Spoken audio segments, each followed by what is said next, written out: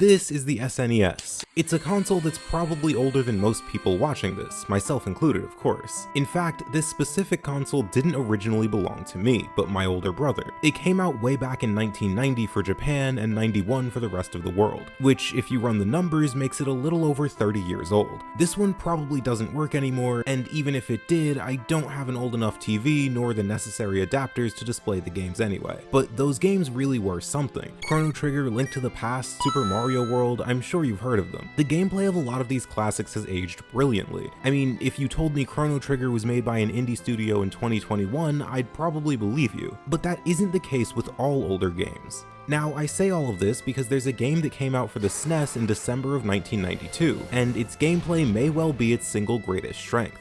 I truly don't know how to express just how impressed I am by a system that was developed over 30 years ago. It's a system that was genuinely more fun than a lot of JRPGs of today. Crucially, however, while the gameplay certainly is the best part, it isn't the only reason this game is so special. If there was nothing else on display here other than the outstanding job system and clever gameplay loops, it'd still probably be a wonderful experience, but it's what lies just beneath the surface that makes this a truly timeless classic that I sincerely believe any fan of the genre can enjoy. Despite this, the game is often overlooked. Maybe that's because of its siblings that came both before and after it, or maybe it's because of the lack of an international release until after an industry-shaking behemoth in the same series changed the world. I'm not gonna sit here and pretend to know the exact reasons that this game isn't held in higher regards, but what I do know beyond a shadow of a doubt is that I am genuinely shocked that more people don't talk about it. So hopefully by the end, even if you don't agree with me, you'll be able to understand not just why I consider this one of the best games in the series, but even how it was able to sneak its way into a list of my favorite games of all time over 30 years after its release.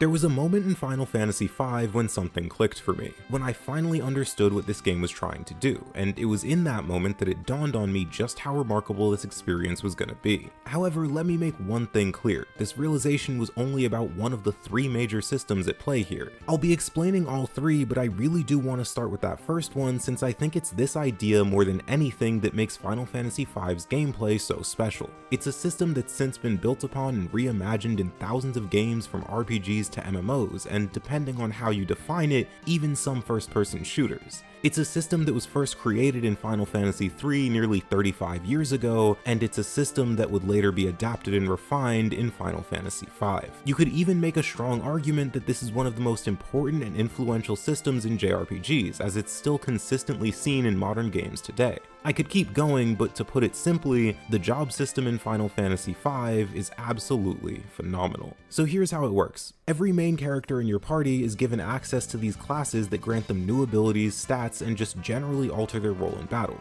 You've got things like the Knight class, which focus primarily on defense and preservation. Naturally then, the Knight comes with skills like Cover, which protects teammates from potentially fatal attacks, and Guard, which negates one physical attack directed at the Knight. The Black Mage is almost the polar opposite of this, where their goal is to just deal magic damage and nothing else. Because of this, they gain simple skills that allow them to use progressively more powerful black magic. It's a very straightforward system, but what makes it so much fun to experiment with is the option to retain your abilities in different classes. See, you have these two slots here, one of which is your job skill and the other is a bonus skill. This can be whatever you want it to be from whatever class you want. Maybe you want a knight who can use black magic so that you have the strength and defense of a knight with the magic of a mage. Well, all you'd have to do is level up your black mage, unlock the black magic skill, and then give that skill to a knight. You can get really creative with these combinations, and as a result, you'll rarely see two players with the exact same teams. I ran red magic on a knight for a while as a failsafe in case something happened to my healer. A red mage doesn't have access to higher levels of white or black magic, but instead has access to lower levels of both at the same time. This makes for an excellent supplementary skill on a character that you know probably isn't going to die like a knight. It was because of this combination that when I ran into bosses that were maybe immune to physical damage or especially weak to a certain element, my knight didn't immediately become useless because he could still focus on applying a bit of damage with black magic, while keeping the party safe with white magic. The same thing goes for my white mage.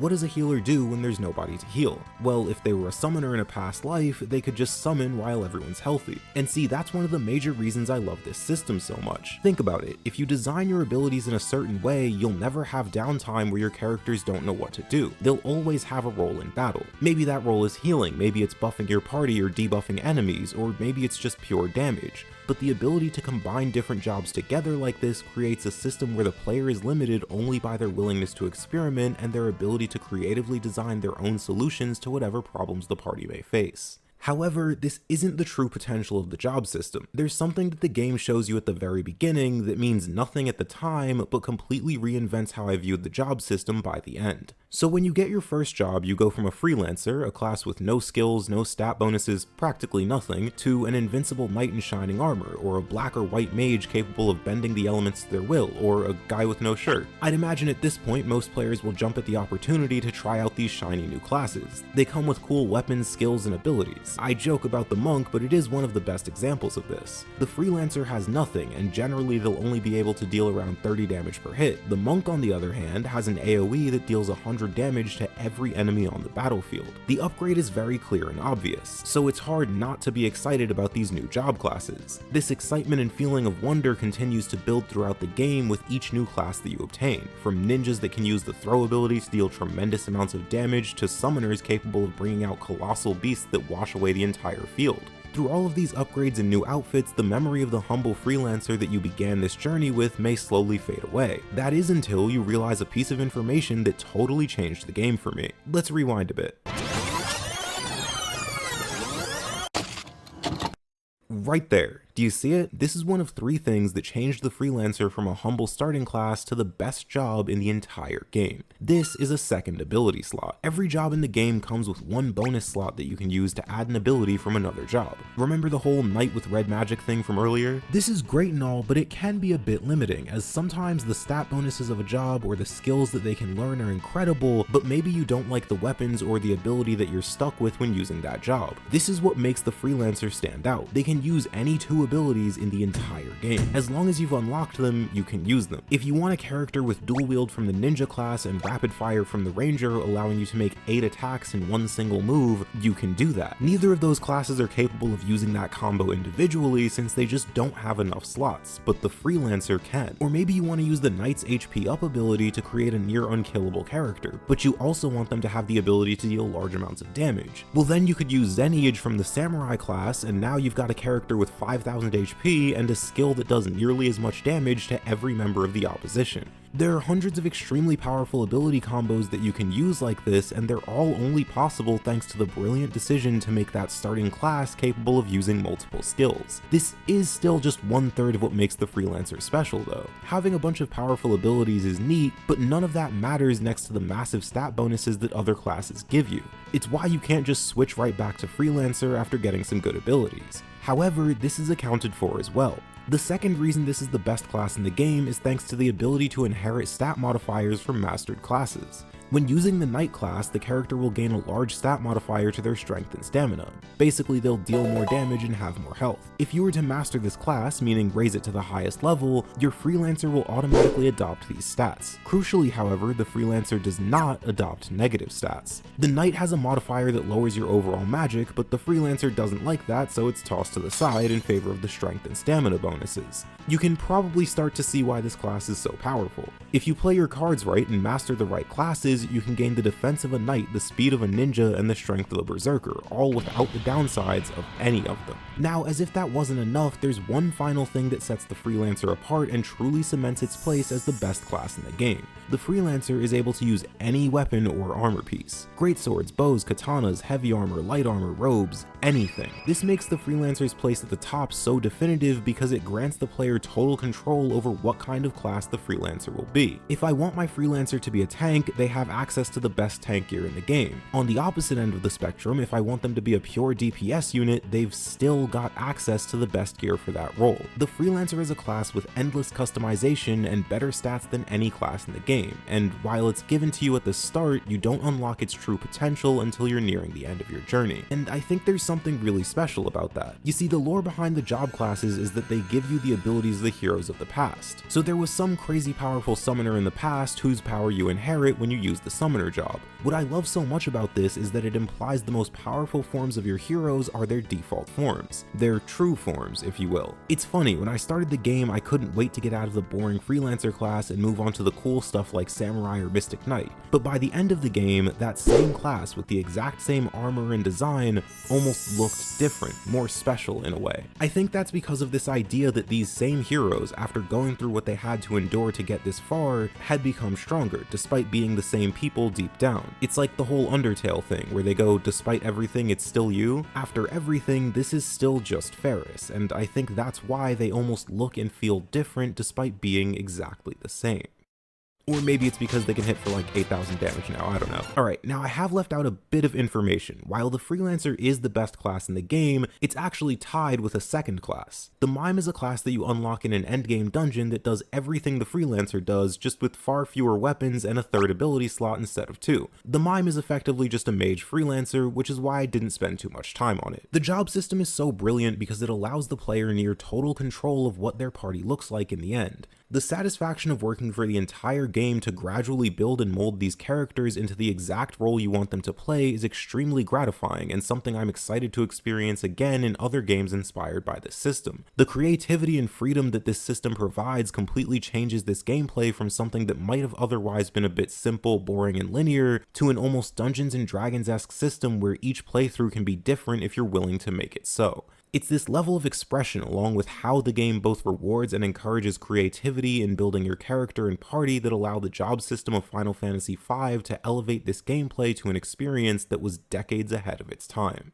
But that's just the combat, right? And only one part of it. There are two crucial details that we're missing here that both indirectly and directly affect the quality of that aforementioned combat, so let's talk about both of them. Starting with the dungeons. The dungeons in Final Fantasy V are better than I thought they'd be. No over-the-top statement about how they reinvented the wheel or how they fundamentally altered my view on life itself, they're just fine. Let's talk purpose. This is important to establish so you can really get an idea of the quality of these dungeons, and just how much that quality matters. So what is the purpose of the dungeons in Final Fantasy V? Or more broadly speaking, in games like this, what purpose do dungeons serve? To me, a dungeon in a JRPG should be a non-intrusive way to break apart the usual flow of combat and story with some interesting yet simple mechanics. This is most commonly done through puzzles or platforming, but there are dozens of ways to go about it. Generally speaking, I prefer games that choose to do this through short and simple puzzles. However, the main purpose is to prevent monotony. Dungeons are a fun opportunity for both the developer and the player to try out something new for a bit. Up to this point, the game has been about fighting and talking, but maybe now it's about solving a sliding block puzzle, finding a hidden door, or maybe just a simple version of a Rubik's Cube. This can be fun as it breaks up the usual flow of things and surprises the player with an engaging activity that's different from everything they've experienced up until now. But let's back up a bit, because one part of that description is especially important: non-intrusive.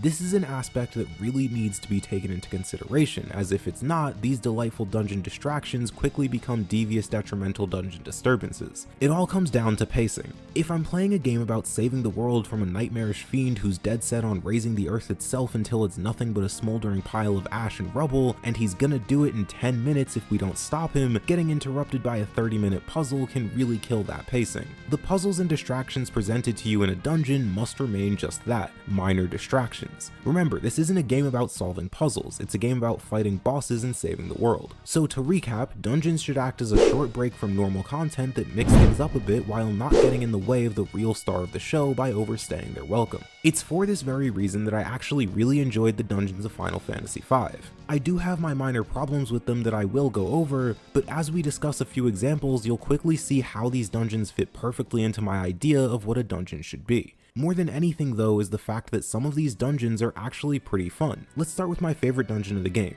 the Pyramid of Moor. So this dungeon is a pyramid. Shocking, I know, it's almost like it was in the name. It really does live up to that identity though. Like a real pyramid, or maybe just fictional ones, do real pyramids have traps everywhere? Is that a thing? I mean, surely this is getting off topic. The Pyramid of Moor has traps, flowing sand, and neat devices that are presumably meant to keep out thieves and would-be grave robbers. You see, there are these blue buttons that do different things in different rooms. This first set is just here to introduce you to the idea that buttons will occasionally need to be pressed to progress through this dungeon, but also the fact that there are right and wrong buttons. Notice how each one retracts only some of the spikes on the ground? This is crucial to your understanding of the dungeon, since right off the bat it tells the player, hey, there are going to be these buttons that you can press, but you can't just press all of them and move on. They're not all going to do what you want them to do. This adds a bit of thought and suspense to each of these buttons, since now instead of just running through and pressing each one, you have to think about what the right order is going to be. And there's this lingering suspense of what's going to happen if you press the wrong buttons or if you press them in the wrong order. You've also got treasure throughout this whole dungeon. I mean, a lot of treasure, which again fits the whole pyramid theme. However, plenty of these chests are guarded by monsters, some literally called the Damned, almost as though the spirits who built this place are trying to protect the treasure it holds even in the afterlife. There are snakes that pop out of the walls, undead dragons, and even straight up mummies that guard treasures. What makes me love this dungeon so much isn't that its mechanics are intricate and complex, or because I've never seen a booby-trapped treasure chest before. No, what makes this dungeon so fun is the overall feeling that all of these elements together invoke. You don't get to walk in here and take all the spoils of the pyramid for yourself. It's almost as though the structure itself is fighting you at every turn, which makes perfect sense for a dungeon based on an ancient burial ground of kings and queens. What makes this dungeon so special is that it feels like a real pyramid. The mechanics inside of it only stand to enhance its own identity. Let's look at one more, this time from earlier in the game. The fire-powered ship. I'm sort of cheating here as I'm going to include the castle section right after the fire ship as part of the dungeon, but even without it, I think this dungeon serves its purpose quite well. So the ship is powered by the fire crystal, and your party has to stop it because of climate change. This ship is said to be a technological marvel and was created by a guy who, with the exception of a magical talking turtle and sentient trees, may be the single smartest person in the world. This dungeon really does fit the image of a super high-tech ship that's at the cutting edge of technology. It's a mechanical maze of pipes and elevators that's all far bigger than it has any business being. There are these cool puzzles inside where you have to manipulate the machinery around you to form bridges or slide through ventilation pipes to otherwise inaccessible rooms that house treasures. This entire place feels like a massive series of puzzles, none of which overstay their welcome. This is all topped off with a thrilling escape sequence where the player is allowed to engage in this game of risk-reward with the timer in the top left telling you how much time you have before this entire place goes up in flames. There's treasure everywhere that will be lost after the castle explodes, and there are still monsters all over the place. This creates a brilliant contrast with the previous more thoughtful and in-depth section of the fire ship.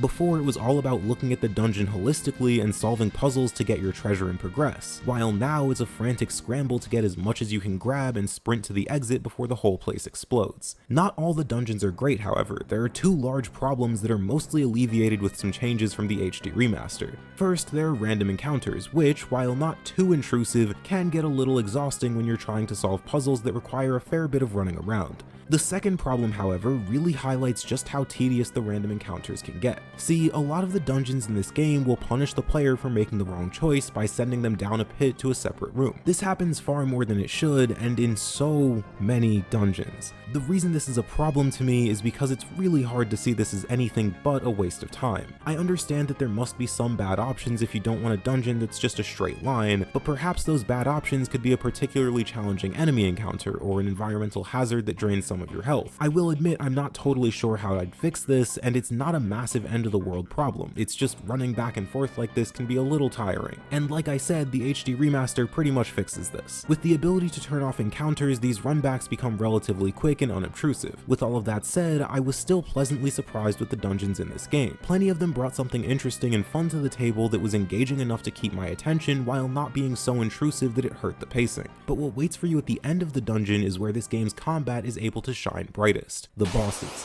What really makes the bosses in Final Fantasy V so fun are their specialties. Some of them are just normal bosses in that they have a lot of health and deal a lot of damage but are otherwise just normal enemies. However, a lot of them have these tricks to them that you have to play around. Let's look at two examples. Carbuncle is an optional boss that you can fight to obtain its summon. The Carbuncle has two forms in this fight: offensive and healing. It switches between these two phases throughout the fight, and the goal of these forms is pretty self-explanatory. The purpose of the offensive form is to fight and deal as much damage as possible while also staying safe from certain attacks. It does this by casting spells like Fyra, Blizzara, and Thundara, while also having Float and Reflect active to prevent itself from taking magic or ground damage. When it switches to its healing form, all of that combat-oriented magic is redirected to a much more restorative style. This effectively leaves the boss wide open, allowing you to go all out on this once nigh untouchable boss. And it's this duality that makes the fight so much fun. Melusine is a snake lady who totally ignores attacks that don't fall into a certain certain category. This seems simple at a glance. Use Libra to figure out that category is fire and spend the rest of the fight launching fire spells at her while anyone without that ability acts as moral support. You're doing great, Ferris. This plan would work until the end of the fight, but after a few turns, Melusine throws a wrench in your plans by changing her weakness with a barrier change. Naturally, you use Libra again, and through a bit of testing find that she's now immune to elemental damage. Your physical units now get a chance to shine, and your more magic-heavy units take a back seat. She does this multiple times throughout the fight, and each time you have to change up your strategy to counter it. It's a dynamic fight that rewards players for having a more diverse party composition, while also granting you a reason to demonstrate the full extent of the flexibility that your team has at its disposal. It's in this way that the bosses in this game act almost like puzzles. Granted, these puzzles don't always land for me. Atmos was the perfect example of this. This is a boss who will remove your party members from play if they're knocked down for too long. The interesting part of this puzzle is that the game actually rewards you for keeping one of your party members on the ground, as if they're all alive, Atmos will batter the party with a barrage of powerful meteors. The solution here is to leave one party member down while going all out with the others to ensure you can defeat the boss before it eventually deletes all 4 party members. This is a pretty cool idea for a boss fight, but I wasn't a huge fan of it. To me, it felt like a bad idea to deliberately allow my party members to die when the punishment for having them in that state for too long was the total removal of that party member from the fight. This is a steep cost, and so it seemed almost like I was supposed to keep them off the ground as much as I could. However, the opposite is true, which I found just a little counterintuitive. With all that said, there are far more bosses that I enjoyed than bosses that I didn't, so I didn't mind the occasional solution that I didn't fully agree with. However, what really makes these bosses so special is not the inherent complexity of the strategies they employ to defeat the party, but the fact that you can approach and tackle those strategies however you want. The puzzles that these bosses create act like locks that you, using your team composition, job choices, and pure creativity, engineer your own personal key to overcome. The gameplay of Final Fantasy V is profoundly high quality, and I'm amazed that such a simple yet effective system is able to stand next to some of the best JRPGs of today. But even more so, I'm in awe of the fact that it was created over 30 years ago.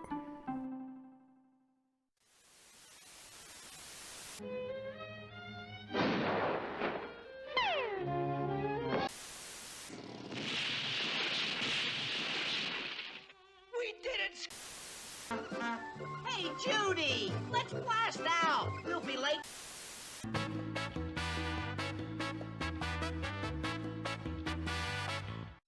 Ew!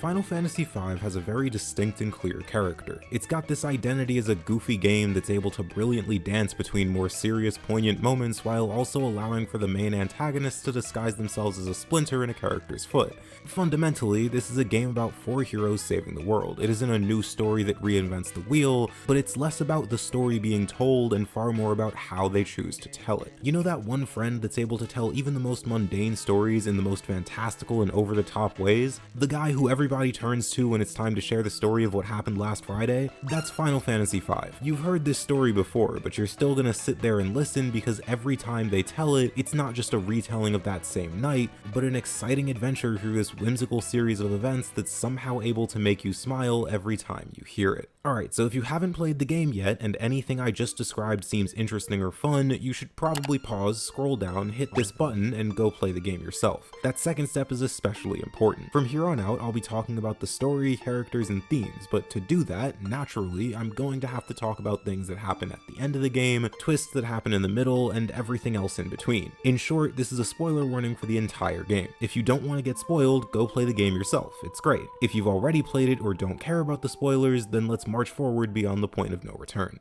How do you tell an ordinary story in an extraordinary way? Final Fantasy V accomplishes this feat by utilizing 3 ideas. Let's start with pacing. The story is split into 3 very distinct parts, each with its own goals, stakes, and focus. Part 1 begins atop Castle Tycoon. The king is about to leave to investigate the Wind Crystal before his daughter Lena stops him, asking him not to go because it's dangerous. Naturally, he goes anyway because he's got a duty to fulfill. Immediately after this, we're given a glimpse of the 4 main characters in the game: Galuf, Ferris, and finally Bartz. No, I didn't forget how to count, Lena's the 4th. Simultaneously, we see that wind from around the world has stopped. We then cut to the crystal exploding, which effectively offers us an explanation as to why this just happened. So if it wasn't already clear, the wind crystal controls the element of wind. We later find out that there are 3 other crystals, water, fire, and earth, which must be protected at all costs. And that's the premise of part 1, protect the crystals. It's stated a bit later on that if all 4 crystals were to break, it would be the end of the world. The winds would stop blowing, the water around the world would stop flowing and dry up, the fires would fizzle out, and the earth itself would decay and die. Naturally, we're also introduced to our main cast here. Something I love about this is that the game introduces everyone so soon. It's nothing major, but it's nice to see our main 4 interact so early on. Lena's the typical sheltered princess, Bartz is the adventurer, Ferris is a pirate captain, and Galuf is an old man with a lot under the surface that we don't yet get to see thanks to his amnesia. The interactions between these characters really add to that Saturday morning cartoon feel. They almost immediately start bouncing off of each other with jokes and quips that, with the help of these goofy animations, really breathe life into these interactions. At the start, you've got this brilliant scene that instantly demonstrates the personality of all 4 of the main cast. You sneak into a pirate hideout and Galuf suggests that they steal the ship. This is obviously a bad idea, but Bartz and Lena go along with it, only to discover that among the 3 of them, it's possible none of them even know how to operate a boat. Lena certainly doesn't, Bartz demonstrably doesn't, and Galuf might be able to, but it's possible that the amnesia would have gotten in the way. We don't get the chance to find this out, however, thanks to the 4th character, Ferris, appearing to stop them from, well, stealing her ship. Lena then quickly asserts herself as the Princess of Tycoon because this party is just full of great ideas today. Ferris, being a pirate, decides to kidnap Lena, but is interrupted by Lena's pendant, the very same pendant that Ferris has. This is then followed by the 4 heading down into the inside of the ship, some voluntarily, some less so, with Galuf and the party realizing that maybe stealing a pirate ship was a bad idea. Ferris wonders why Lena, the princess, has the very same pendant that she does, and decides to take her, Bartz, and Galuf to the Wind Shrine in hopes that she can get some answers herself.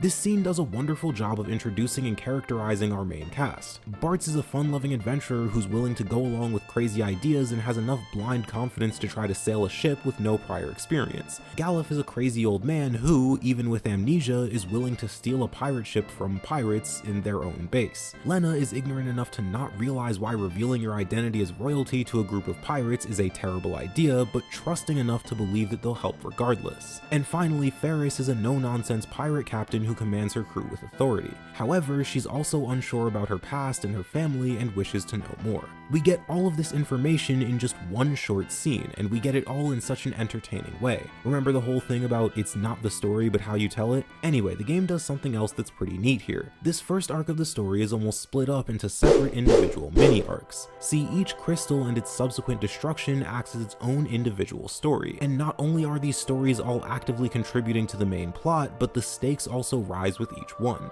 You start with the Wind Crystal. This is a concerning moment, but it's nothing too extreme. The King of Tycoon vanishes, his status remaining up in the air for now. However, things aren't all bad. You've got some cool new powers in the process, and now you have a clear goal and ample time to complete it. The Water Crystal at Waltz is the first instance where things get a bit more dire. You see, after this crystal shatters, the entire tower begins to fall, and it's also at this moment that we technically get the first death of the game, a nameless soldier who knows our amnesiac friend Galuf.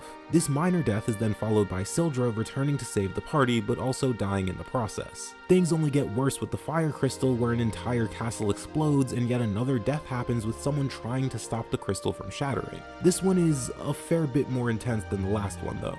Galuf finally regains his memories, but it's here that he reveals that not only will the world end if the crystals are destroyed, but an evil being known as Exdeath, little on the nose, will be set free. Finally, there's the Earth Crystal, the climax of part 1, where Exdeath is freed and King Tycoon himself is killed.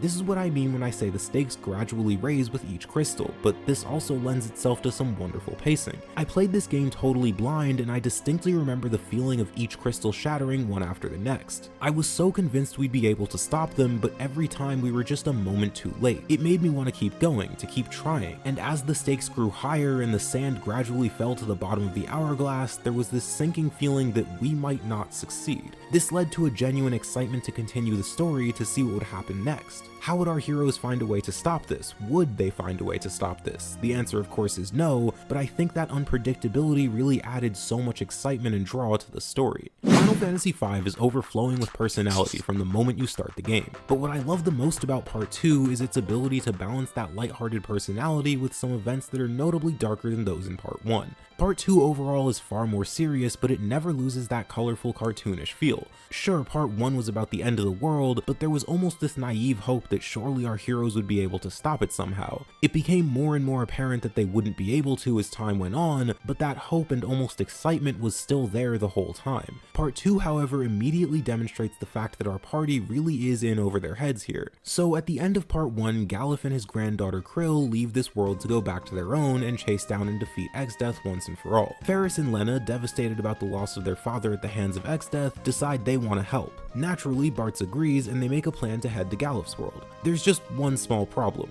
The trip is one way. Our brave heroes decide to go through with it, stealing their resolve as they jump through the portal. As often happens with this party of goofballs, this ends up not being the best idea. In hindsight, it's a good thing they did this, but in the moment they arrive on an empty island in the middle of nowhere, get attacked by Exdeath's forces, and are taken prisoner and used as hostages to stop Galuf's forces from advancing on Exdeath's castle. This irony of Ferris, Lena, and Bartz trying to save Galuf only to immediately need saving themselves is pointed out by the latter. But after a bit of banter, the party escapes the castle and runs across the bridge to safety before being stopped by the single greatest character in fiction, the unstoppable warrior with a fittingly legendary soundtrack, Gilgamesh. Or at least, that's what he'd like you to believe. Gilgamesh is the type of guy who'd lose a fight completely one-sidedly, only to say, alright, I think I'm through with you, I'll let you off easy this time. And I'm not really making that up, that's basically how this first encounter with him ends. Anyway, there's a bit of irony here in that the very castle our heroes just escaped is the exact end goal of Part 2. Part 2 is all about destroying these towers to get back into Exdeath's castle and defeat him once and for all. But this time with an army instead of 3 teenagers with no actual plan outside of beat Exdeath. They're doing their best. Throughout Part 2, we meet the Dawn Warriors, the 4 heroes who sealed Exdeath in the past and the predecessors to the current Warriors of Light. Bartz's father was actually one of these Dawn Warriors before he got the fictional parent disease and died off screen prior to the events of the game. We'll talk about that more later, but for now just know that he isn't the only Dawn Warrior to bite the dust.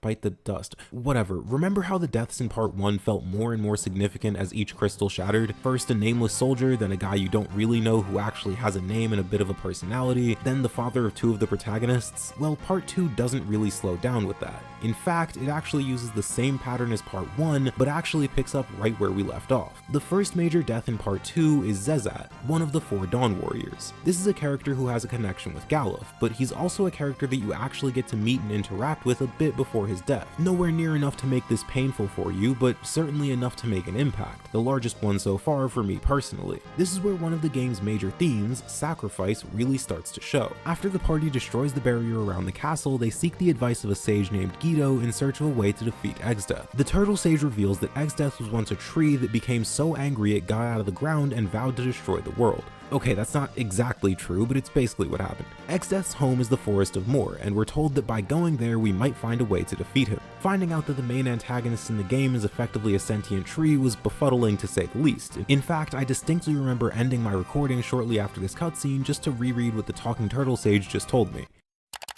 Yeah, I definitely read that right. He's a tree. Sure. Anyway, you head to the forest where Exdeath originates, and it's this weird winding maze of wacky wildlife and woeful wisps trapped in trees. It doesn't stay like this for long though. Exdeath shows up and, almost as if he has a personal vendetta against Yogi Bear, burns the entire forest to the ground. Luckily, a Moogle hops out of the ground to save the party from certain doom. The fires die down and the party make their way to a tree called the Guardian Tree that houses these strange crystals, all 4 of which promptly attack the party. We soon find out that these 4 crystals are actually this world's equivalent to the 4 crystals that granted our party powers at the start of the game in the original world. We only find this out because Exdeath shows up and uses them to kill the party member that's been with us since about 5 minutes into the game, the second to last Dawn Warrior, Galuf. Now, this death completely caught me off guard, but that's mostly because I'm more dense than a tungsten cube. When you look back, it was actually really obvious, and it's a large part of the third reason why this relatively simple story is so much fun to experience.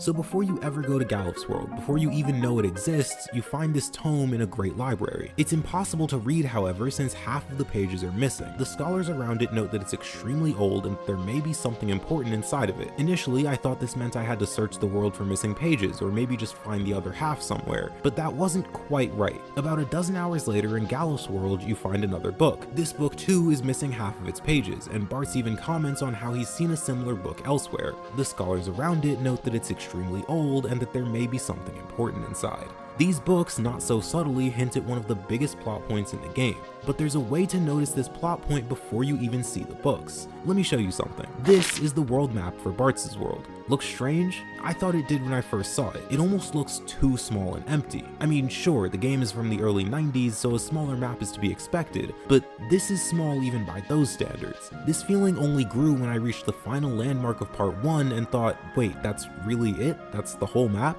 Then part 2 begins and you're tossed into this new map where it almost makes sense. But again, you get this feeling the map is a bit too incomplete, and when Exdeath merges the worlds back together to usher in the endgame, it finally feels like you have a complete looking map, and that's because, well, you do. And speaking of Exdeath, there's an interesting bit of foreshadowing with him too. Early in the game, Bartz asks Lena what would happen if they fail to save the 4 crystals. Remember, at this moment, nobody in the party knows who Exdeath is. She effectively says it'll be the end of the world, and she's right, but not for the reasons she thinks. Her exact words are, the world would turn dark and cold. It really would become an unlivable place. Fast forward about 30 hours and we find that Exdeath's final goal is to use the void that was sealed away between the worlds to consume everything, making the world a dark, cold, and unlivable place. Okay, is that one a bit of a stretch? Yeah, maybe, but let's talk about the obvious one. Sacrifice is established pretty early on. In fact, the very first lines of dialogue we get in the game are vaguely about sacrifice. Lena begs her father, King Tycoon, not to go to the Wind Crystal because it could be dangerous, but he goes anyway because it's important. Lena demonstrates that the apple doesn't fall far from the tree by putting her own body on the line to save the Windrake Hiryu. Then you've got the most obvious bit of foreshadowing when it comes to Galuf's eventual fate, the fate of the rest of the Dawn Warriors. Bartz's father Dorgan was one of them, and he died before the game even began. Shortly after we meet Kelger, we learn that he's seriously ill and will likely die soon as well. Finally, we have Zezat, who died in the tower to help the party progress. So if every single other warrior of Dawn has either met or is currently meeting their ultimate end, why would Galuf be any different? He's a warrior of Dawn too, and although he may be healthy, he's got people he needs to protect. This moment is actually foreshadowed near the start of the game. Every party member has fallen, and without the help of Galuf are going to perish. But he, partially thanks to his amnesia, is able to rescue them. Ironically, in this moment, it's his inability to remember Krill that saves him, but in his final encounter with Exdeath, it's his love for his granddaughter and that very same desire to protect his friends that leads to his demise. But boiling it down to just that would be to rob this scene of the brilliant attention and respect that it deserves. This isn't simply one of the best scenes in the game, it's one of the best and my personal favorite in the entire series. So let's set the stage. The party defeats the sentient crystals, playing right into Exdeath's hands. This allows him to take control of them in their weakened state and use the full power of the crystals to do his best Emperor Palpatine impression and destroy the party once and for all. Krill once again saves the party at the last moment, but this time Exdeath is having none of it. Imprisoning her in a ring of flames, he goes right back to trying to finish off the party, when, upon seeing his granddaughter in trouble, Galuf stands up. He marches forward through the lightning before Exdeath warns him that if he goes any further, he'll shatter his precious crystal.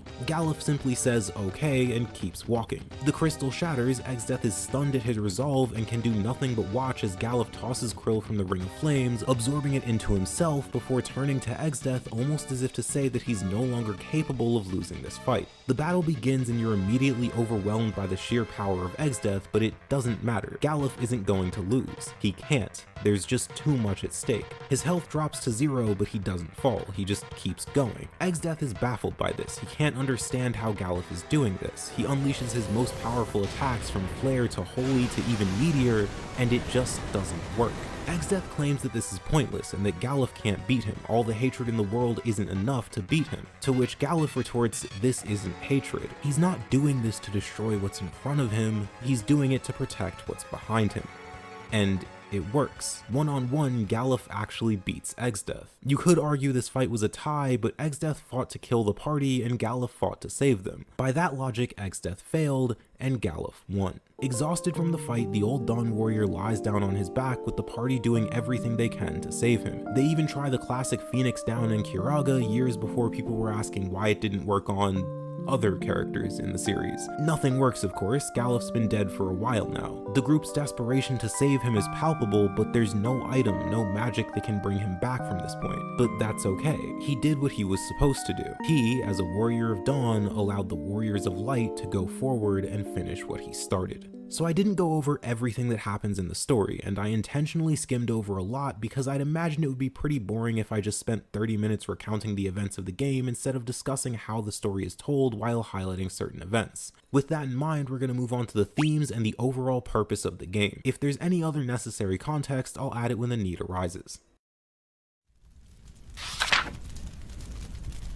There's this quote I love from René Descartes that goes, "The reading of all good books is like a conversation with the finest people of the past centuries." To me, this quote means that great literature, great stories exist to convey a message from one person to another. When Cormac McCarthy wrote The Road, he did so in an attempt to convey a certain message or feeling to those who read it. The Road is an extremely depressing book, but in an almost backwards way, it's in its profound despair that it becomes surprisingly hopeful. The book, to me, felt like a brilliant allegory for depression and what it feels like to trudge through a seemingly endless trial in hopes that you'll one day reach a goal that may or may not even exist. But that's just how I saw the story. You see, the wonderful part about stories is that they don't necessarily have one correct interpretation. Sometimes the writer deliberately placed a curtain color in a certain place to symbolize the political and romantic struggle of the two main leads as they fight to find balance between their feelings for each other and their fealty towards their nations. And sometimes the curtains are red because the author liked the color red. I say all of this because my interpretation of this story and what it means may well be entirely different from yours, but that doesn't mean either of us are wrong. This is especially true in a game like Final Fantasy V, where while the characters aren't blank slates, they don't have all that much depth that's outright stated to the player like in most other games. As a result, the conclusions I come to about them might be entirely different from yours, and that's okay. So with all of that said, what's the meaning of Final Fantasy V's story? What's the point? What is it that the author's trying to tell us? Well, by looking at the themes, we can pretty quickly and easily answer that question. And believe it or not, most of them are presented to us right at the start of the game, within the first hour even. The rest of the game serves as an expansion upon these themes and ideas, but the main idea of the story is laid out clear as day right at the start. There are three big ones, and by putting them all together, we can uncover the central meaning behind Final Fantasy V. So let's start with what may be the most obvious one: family. The very first scene is about a daughter and her father, Lena and King Tycoon. More importantly though, through this scene we get an idea of an event that will literally save the world. And that's no exaggeration. If Lena's father didn't leave for the Wind Shrine, Lena wouldn't have left for the Wind Shrine. And if that didn't happen, the main party would have never met each other and no one would have been around to stop Exdeath. Perhaps this is a bit of a butterfly effect, and maybe that's not exactly how things would have gone down, but it does stress an important point here. Lena started her journey because of her family. Ferris also, perhaps unknowingly, started her journey because of her family. Bartz is where he is because he's an adventurer by nature, a trait he got from, you guessed it, his family, more specifically his father. We don't know the exact context of Galuf's departure, but we do know that the most important moment for his character happens because of Krill, and Krill joins us to fight Exdeath because of Galuf. You can even see this in more minor characters like Sid, who's dragged out of his depressive episode thanks to his grandson Mid. Vin Diesel would have loved this game. The familial ties act as not just the initial spark that gets the journey started, but as an occasional burst of motivation to keep it going. However, something else goes hand in hand with this theme of family, and that is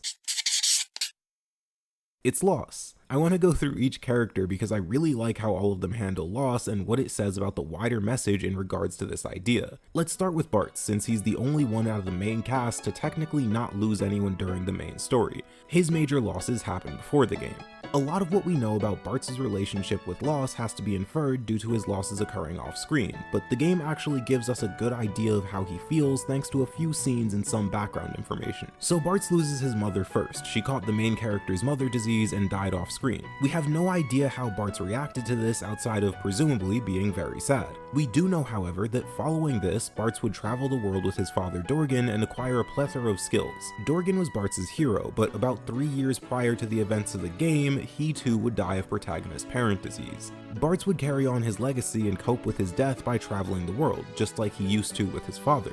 We know that Bart's is still grieving his father more so than his mother, which makes sense considering his father died more recently. The evidence for this is in this scene right here, where Bart's, at the grave of both of his parents, makes a melancholy remark about how strong his dad was, but doesn't really say anything about his mom. And if we take a mile with the inch that the game has given us here, we can come to this conclusion. Bart's handles loss by carrying on his father's legacy. He copes with his father's death by doing what he and Dorgan used to do when he was still alive, traveling the world. It's a way of connecting with his father even though he's now gone. At the start of the game and the very first time we see Bart's, he's in the middle of one of these journeys. In fact, his hometown is up here while he's all the way down here. This could suggest that he's either not over the death of his father as he's still actively traveling as much as he can, or what I like to believe is the case, this is simply something he adapted from his father and doing it makes him happy. The second pre-game orphan in the main party is Krill. Her parents also died before the game began, and as a result, Galuf has been her only family for a substantial amount of time. We can assume that Krill has a fear of being alone from a few scenes.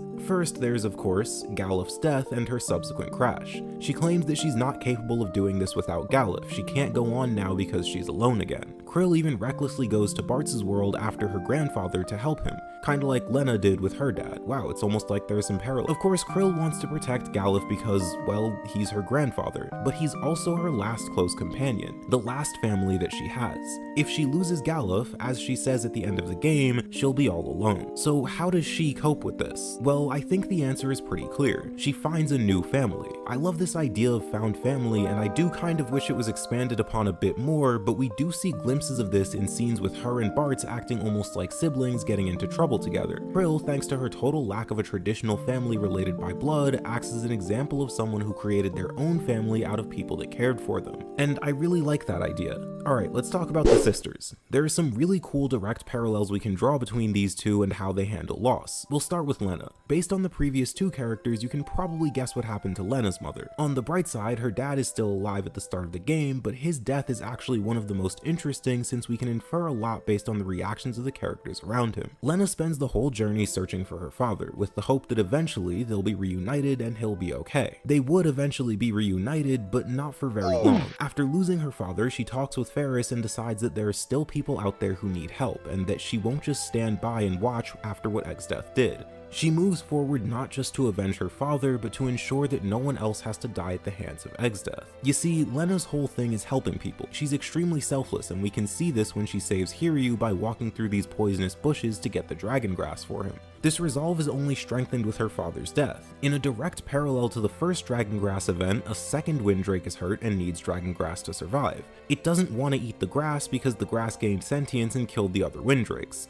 Don't think about it too much. Lena comes up with the brilliant plan of eating the poisonous dragon grass herself to prove how safe it is, and this plan works. She promptly collapses, of course, but she's graduated from walking through poison to just flat out eating it. I joke, but this is a great way to show that her resolve and willingness to help people has only grown after her father's death. Speaking of which, her father does have a second daughter, Ferris. Ferris loses her father, obviously, but she also loses her friend Sildra, and it's that second one that I want to focus on first. So Ferris was lost at sea when she was a kid. She went out sailing with her father, but there was a storm and she fell off the boat. She was saved by Sildra and they quickly became best friends, with the former referring to her as a sister. Ferris enters a crew of pirates and works her way up to the top, eventually becoming captain. All the while, Sildra is by her side. Ferris mentions how hard it was to grow up around a bunch of pirates as a woman, so she disguises herself as a man to make life a bit easier. We don't know much about her history with the pirates, but we do know that her closest relationship in her life was Sildra. She became completely despondent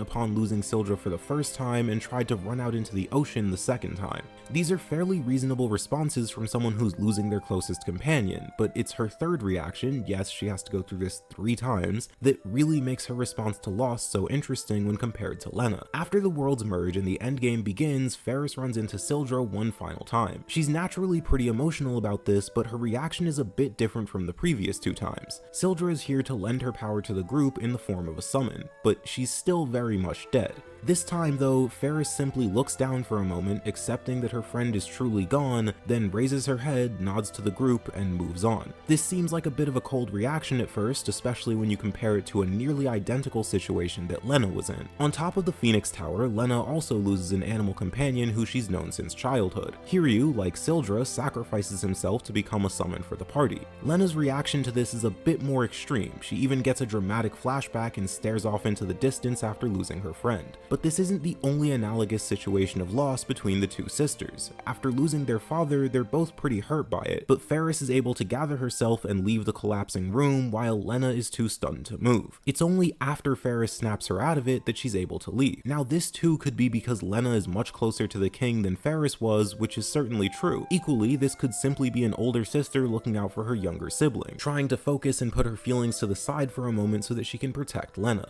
A contributing factor could also be Ferris just being a more hardened and less emotional person than Lena. I mean, she was raised by pirates after all. I don't think her being a bit more stoic is too much of a stretch. We've even got a third example of this in Ferris's reaction to the loss of Lena. Shortly after the worlds merge, Lena is in Castle Tycoon while the rest of the party is not. They are, however, close enough to see a massive void completely consume the castle, courtesy of Exdeath, of course. At this moment, Ferris assumes that Lena is dead. This is evidenced by a short scene where the party is discussing those they've lost, and Ferris explicitly mentions Lena in the same category as her father, the latter of which is very definitively dead. This suggests that at this point she believes Lena to be dead as well, but her reaction to this is to simply keep moving forwards. She says, "Too many sacrifices have been made already. I won't stand by while more lives are lost." Ferris, just like when her father died and the flying city began to fall, recognizes the severity of the situation and decides to put her feelings to the side for now. However, it's also possible that this is just Ferris's way of processing loss. Perhaps she doesn't want to think about those who are no longer with her and would prefer to just get things done. Considering she lost her entire family at age 5, nearly drowned, was raised by pirates, and her best friend is a sea dragon, that type of coping mechanism kind of makes sense. Finally, there's Galuf.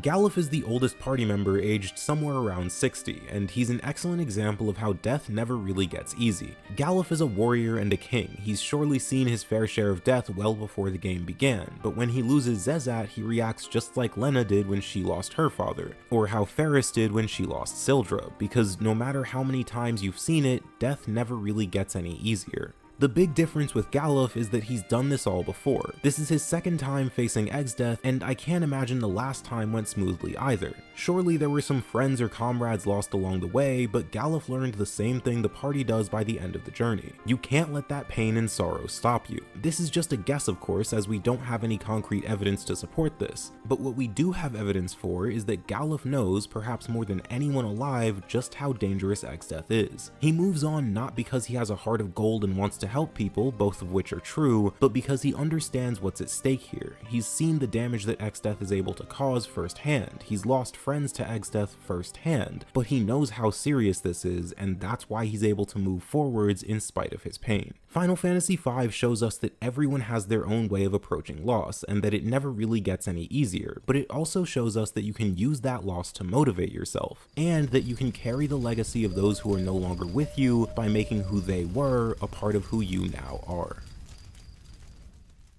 Sacrifice goes hand in hand with loss for obvious reasons, but it also goes hand in hand with virtues. In fact, I think the reason sacrifice happens so often in this game is because of those virtues. Granted, maybe I'm getting ahead of myself, so let's talk about what those virtues are in the first place. Each of the 4 crystals, and by extension the characters who inherit their powers, represent a virtue. Ferris gets fire representing courage, Lena gets water for devotion, Galuf gets earth for hope, and Bartz gets wind for passion. Courage, devotion, hope, and passion. Those are the 4 necessary virtues required to be a hero, both in a literal sense as the power of the crystals are what allowed the party to become heroes, and in a metaphorical sense in that to be a hero in this world you need to display these virtues. This is where sacrifice comes in. You see, sacrifice is the perfect way to demonstrate all of these virtues at once and effectively confirm that a character is a hero. To sacrifice yourself, you need the courage to throw your life on the line. You need the devotion to the cause and the people you wish to protect. You need the hope that once you're gone, those who are left behind will still find a way forward without you. And you need the passion to care about this world and the people in it enough that you'd be be willing to sacrifice everything for them. I believe that this is why sacrifice happens so frequently in this game. It's a very direct way of showing the player that these characters sacrificing themselves are heroes, and that these virtues can be demonstrated by anyone, not just the main party blessed by the crystals. My favorite example of this lies in the previously mentioned greatest character in fiction, Gilgamesh. Gilgamesh has no real backstory. All we know is that he thinks he's the GOAT and that he likes to fight people. He ends up being comic relief for obvious reasons, but in the end he actually sacrifices himself to save the party.